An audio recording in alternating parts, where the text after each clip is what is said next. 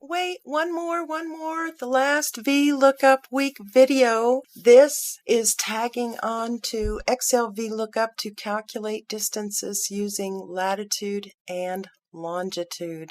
VLOOKUP week is a tradition started by Excel MVP Bill Jelen.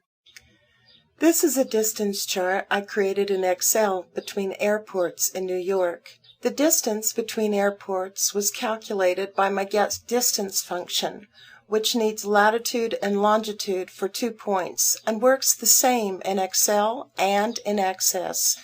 In Excel, a cell formula calls my getDistance function. Latitude and longitude for each airport is determined using VLOOKUP functions. The cell that's being looked up is the city on top. Let's find out what that is.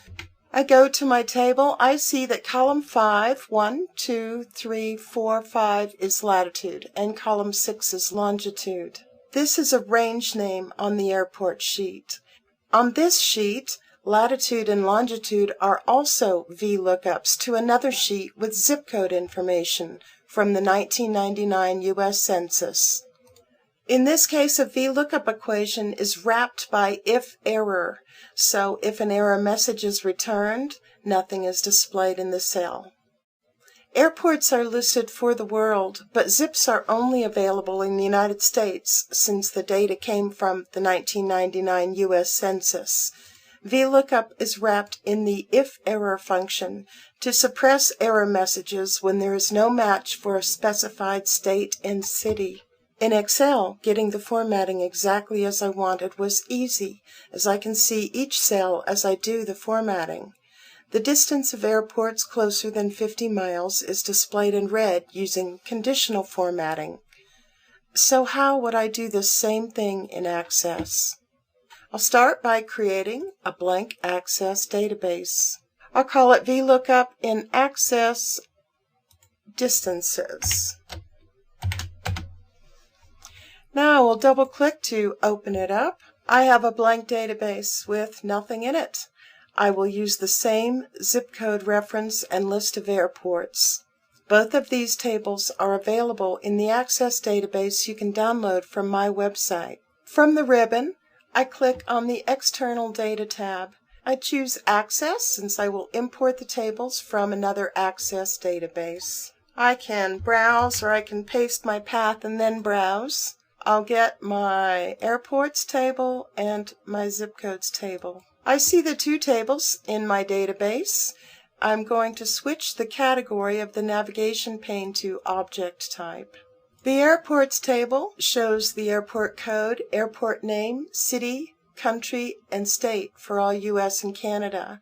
The airports are all over the world, so the state field is often blank. The zips table shows zip code, city, state, county, latitude, and longitude for the United States. In Excel, I filtered the airports for New York. In Access, I will make a query that just shows airports in New York. Create ribbon, query design. From the Show Table dialog box, I click Add for Airports and then Close. In order to see this equation better, I can also use the Zoom box. I can right-click in here and choose Zoom or Shift F2, and I can change the font to something bigger and maybe something a little easier to read. So here you can clearly see where all my quote marks are, and I have delimited the value that I'm using from the field with quote marks as well. Switch to Datasheet View, and I see 3 cities that need to be edited so they can be found in my zip code table. As I change information and move off the record, Access automatically saves it and refreshes the record.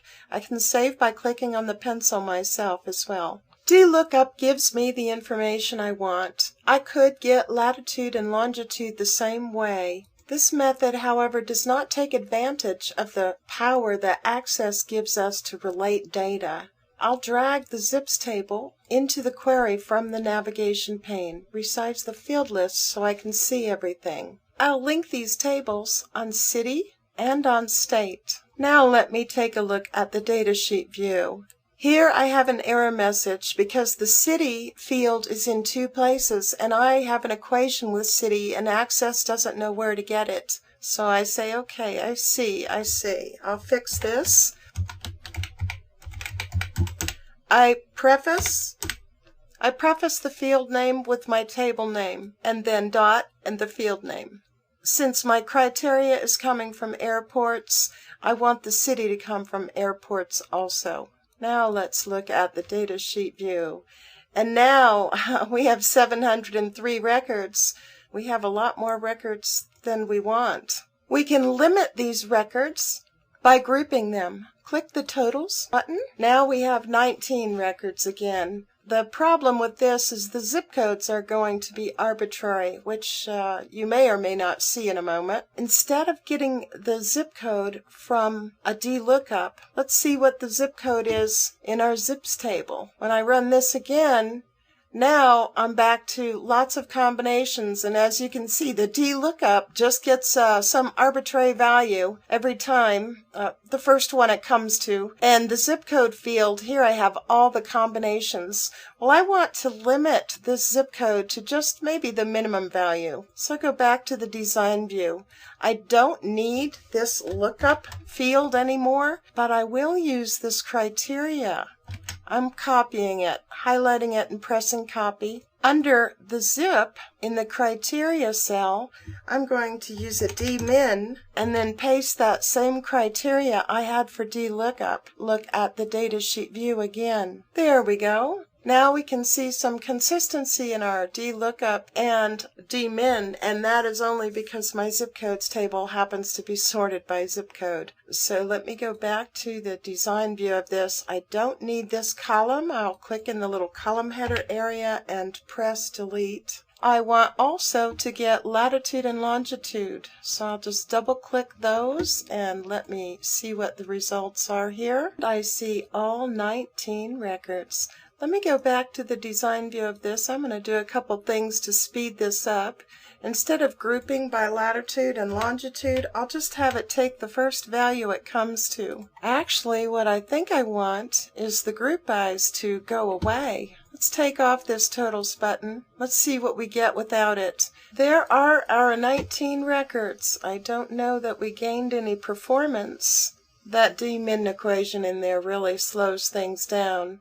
But it does make sure we get just the first zip so our Excel and Access numbers compare. Ideally, we'd have an address for the airport and we would get the zip code from that. I'll save this query by right-clicking on the tab and choosing Save from the shortcut menu. I'll call this Q Airports NY. And now I'll close this query. And let's just look at this Excel sheet again. Here I have a combination for every set of data. So between every airport, I'm going to calculate a distance. So what I'm going to do on top of this is make what's called a Cartesian query, which gives me all the combinations. In this case, I'm just going to close that Show Table dialog box, and I will drag my field list twice. And just so this doesn't get confusing, I'm going to just right-click and Show Properties. I'm going to give these aliases. This will be for Airport 1, and this will be for Airport 2. So I have one airport listed down the left and one airport listed on the top. I need the airport code, the latitude, and the longitude for each. So I will look now at the datasheet view of this information, and the data looks good. However, I don't like these long labels at the tops of the columns, and that's because the field name latitude is in both places. The field name longitude is in both places. Same with IATA. So I will specifically label these. I'll label this one Lat 1. Now press Tab, F2 to edit, Home to go to the beginning. Alright, now I have labeled all my columns so they'll be easier to tell apart and shorter names because I'll be typing them. I'll give this query a name. We're going to create another query. We'll use the Query Wizard, the Crosstab Query Wizard. Switch the view to Queries. choose our Cartesian for the source. In the row header, we'll put the first airport code, and in the column header, the second one. It doesn't really matter what we put in the middle because we're going to change it. Don't need a row to add things up. Go to the next dialog box, and here's where I can give it a better name. I'll just shorten it. And view the query. Going to the design view, I'm going to change what's in the middle. I'll just best fit all these columns. Here, I'm going to give it an equation. I am going to calculate distance. So let me go grab my code. Just copying this. Now I'm going to press Alt F11 to go to the Visual Basic editor and insert a module. Paste my getDistance function, debug, compile. Copy the name of the function so that I can give this module a good name.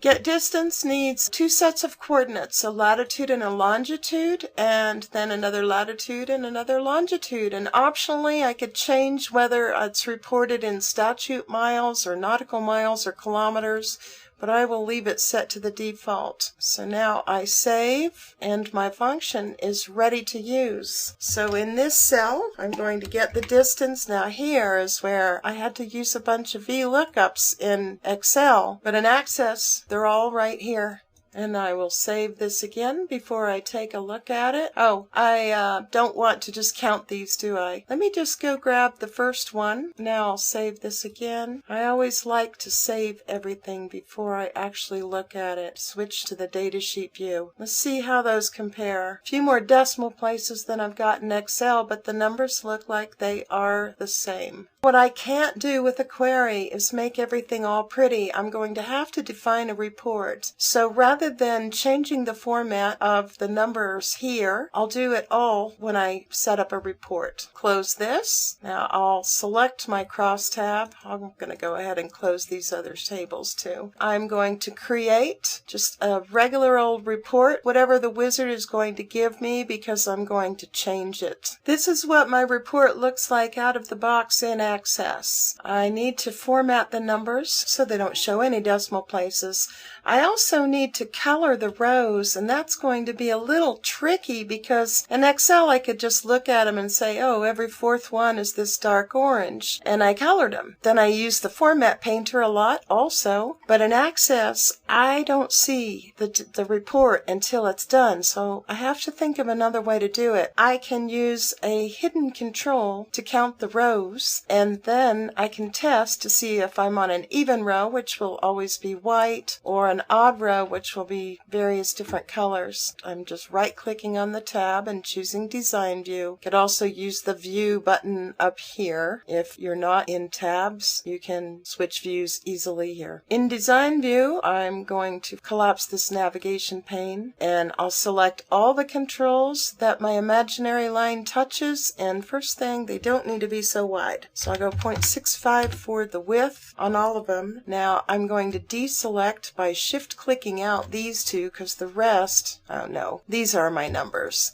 I want to format my numbers to be standard and 0 decimal places. I'm also going to put my page number up here at the top, and then I'll get rid of anything else that's in this page footer section. Actually, I'll just try to close it up, and it closed up. Now on the report footer, I don't need anything here either. I'll close this section up as well. This is only going to be a one-page report. In fact, I could have just not had a page number at all. I will delete the little picture that Access gave us. Give this a better header. Press Enter, and I will also change that size. I'll bump it down to 14, make it bold. Double-click one of the handles to do a best fit, and then just give it a little bit more because not everybody's screen renders things the same. Down here, I have a layout view. Now, if I come out over here to the side, these things are grouped. I see this thing goes all the way out. Sometimes it can be a little hard to grab this border, but you can grab the right edge and drag it back, I need a little more space because if I go on legal paper, let me go to page setup, and on page layout, I'm definitely going to need landscaped, and instead of letter, I'll go to legal, which is 14, but as you can see, I'm going out already very close to 14. I need some space for margins. So I'm going to click right here where I have the four-headed arrow, and on the arrange ribbon, I'm going to remove the grouping. I can tighten these controls up, just select them all, right click on them, and choose Align to the left. Now I use these alignment buttons a lot, so I put them on my quick access toolbar. And I'll just drag these things as far over to the left as they can go. Another way to close up the width is to click where the rulers intersect to select the report itself, and then on the property sheet, in the width property, you can just type a really little number and Access will say, hey, I can't go that tiny, but I can do this. So it'll bump it down as small as it'll go. So I'll just do a little more cleanup here. I'm going to select all of these and right align them, and I'll also bold all my labels. Now here I only bold this one because I only see this one row, and that's why the formatting can get tricky. I'm going to set the top property of those to be 0. I'm tightening this up as much as I can, and I'll also slide the detail height up. I need some way to know which row I'm on. So on the design ribbon, I'm going to click text box. Right now I'll just make it up here because I have some space to work with. I don't need the associated label, so I can delete that. This is not going to need to be so big. I will call this row counter. I know there's people out there that are cringing. They want me to start with this with TXT. Sometimes I do. On the data tab of the property sheet, I will set this equal to 1. And for the running sum, I will say overall, and this is what's going to number all my rows for me. In order for it to work right, though, it has to be in the section that it's numbering. So I'll put it down here. I need to make it invisible, so I really don't want it showing up. So double click yes to change it to no for the visible property on format. When I do that, I also change the text color just so I know, oh hey, that's something that the users aren't seeing. I will save this, color every other label a light blue color to match the color that I'm using on my Excel sheet, and I'll just kind of take a guess here. There we go. I will pick a light orange. Actually, it really doesn't matter because that's going to need to change, isn't it? Sometimes it's white, and sometimes it's a medium orange, and sometimes it's a lighter orange. So here's where I'm going to need to test this row counter to see where I am. Now on these cells that are going to be blue, let me just pick all those. I need some way of telling them apart. So I'm going to use the tag property. These are blue, and now, yes, you guessed it, I'm clicking and I'm shift clicking to select every other control, and I'll also get the label, and these are going to be tagged with orange. On the format of my detail section is where I'll do all my coloring. I select the detail section bar. I can also click in the detail section where there isn't anything else, but that's a little difficult right now. So the section bar is a good place to click. And on the format event, I'll click on the builder button and choose code builder. Good practice is to put a time date stamp. I use year, month, day. Another good practice is to put an error handler in, but just to make this a little simpler to read, I'm not going to. I'm going to dimension a variable that I can use as a way of flipping through all the controls in my section so I can color them. Depending on what the row is, I want to do something different. So I'm going to do a select case, and here I'm going to be testing different things. So I'll just say, okay, get the first thing that's true. Case me.rowCounter mod2 equals 0. That means it's either going to be white in the case of the orange rows, or it's going to be a very, very pale blue in the case of the other rows. So if we are on white, then for each control in me.detail controls, do this. First, let's see if the control.tag equals orange. Then control.backcolor, and I'm not getting prompted for back color, so here's my little trick that I do. I just specify any other control. Back color equals RGB. Okay, now this is going to be orange, so we want white here. All the colors are white. Now I'll change this back to CTL. Now that I know I have that syntax right. Else if the control tag equals blue, then, love the way Access tells you very quickly, oh, you've screwed up. Alright, here we're going to just pick a very pale blue. Yeah, I'll leave it set to those. That might be a little too pale. 255 is as high as you can go. Alright, end the F. Okay, and now we go to the next control. So basically we'll just loop through all the controls looking at the tag, and if it's orange, in this case we're going to set the back color to white, and if it's blue we'll set the back color to a very light blue. And I just highlight that, control drag it, make sure I'm still holding control when I let go of the mouse. The next test I'll do the medium colors. So here what I'll do is mod 4, and I'll look for a remainder of 1. So I'll do mod 4 equals 1.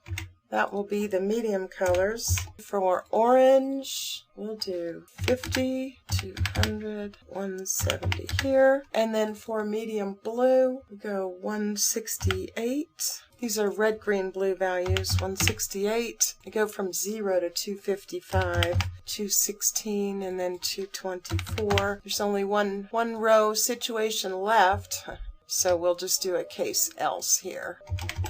And that will be our light colors.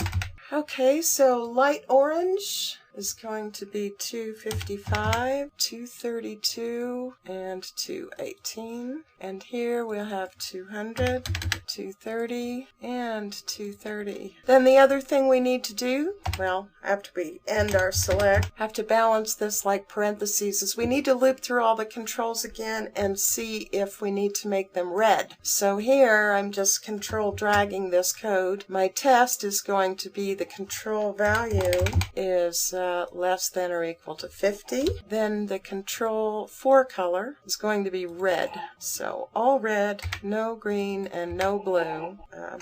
Helps to spell control, right? Also going to make the font bold. So now I'll copy these two things and else paste those. And just set this now to black if it's black. Don't need it to be bolded. So now debug compile, CTL. See, if you spell these things wrong, you get told and you get a chance to fix them. So debug, same problem, CTL, debug compile. I think now I'm just going to do Control H and get all of these in the current procedure because obviously I screwed up in a lot of places. So now debug compile, save it, and moment of truth.